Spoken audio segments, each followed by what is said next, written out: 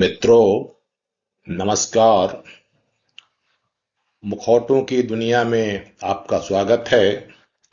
मैं हूं आनंद पाठक आनंद। आज अपनी एक व्यंग रचना लेकर उपस्थित हुआ हूं। व्यंग का शीर्षक है टैग वालों से। तो लीजिए, आप भी सुने, आनंद उठाएं और आशीर्वाद दें। तो प्रस्तुत है टैग वालों से। तो लीजिए, हाजिर है। रेडियो पर गाना बज रहा है। झूठ। आईपैड आईपॉड के जमाने में रेडियो? अच्छा, तो मोबाइल पर गाना बज रहा है। अल्लाह बचाए नौजवानों से, तौबा है ऐसे इंसानों से। हाय अल्लाह बचाए नौजवानों से। और इधर मैं गा रहा था, बातें हैं मीठी मीठी, रचना है फीकी फीकी, कहता हूं मैं सीधे सीधे, कविताएं उल्टी पुल्टी। हाय अल्लाह बचाए टैग वालों से। अल्लाह अल्लाह बचाए टैग वालों से। गाना जो भी हो, दर्द एक सा है।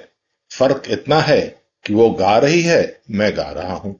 वह मनचले नौजवानों से परेशान है और मैं ज्ञानी टैग वालों से परेशान हूं। टैग करना क्या होता है, शोरूम पीढ़ी वाले फेसबुकिया नौजवान अच्छी तरह जानते होंगे। और जो म्यूजियम मटेरियल वाले लोग हैं, जैसे मैं, तो उन्हें स्पष्ट कर दूं, यह एक मानसिक बीमारी है जिसमें आप अपनी रचना को श्रेष्ठ मानते हैं और मान न मान मैं तेरा मेहमान वाली शैली में अपने फेसबुकिया मित्रों के वॉल पर चेप देते हैं।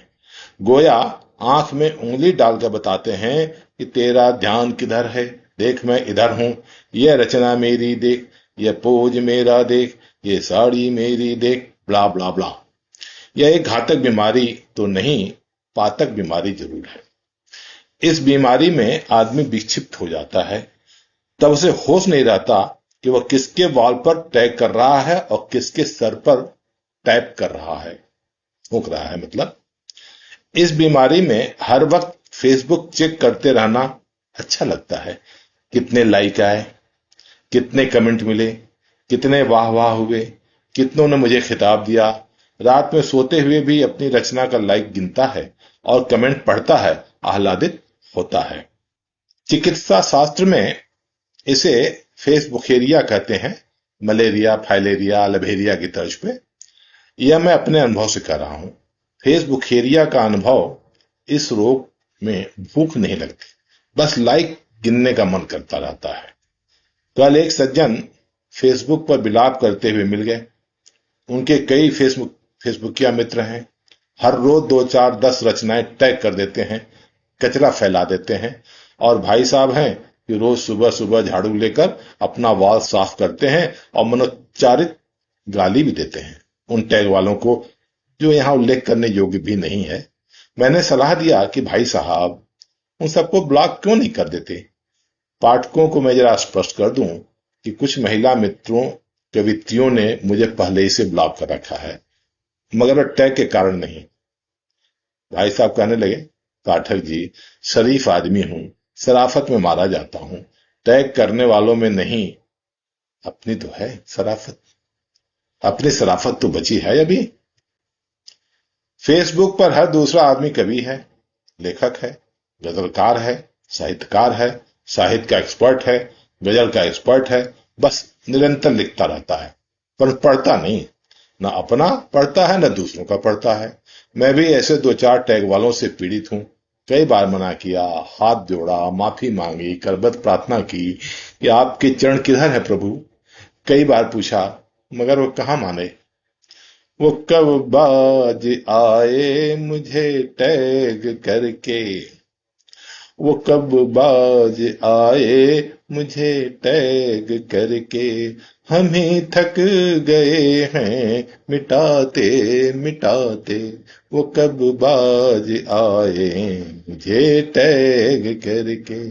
हम ही थक गए हैं मिटाते मिटाते।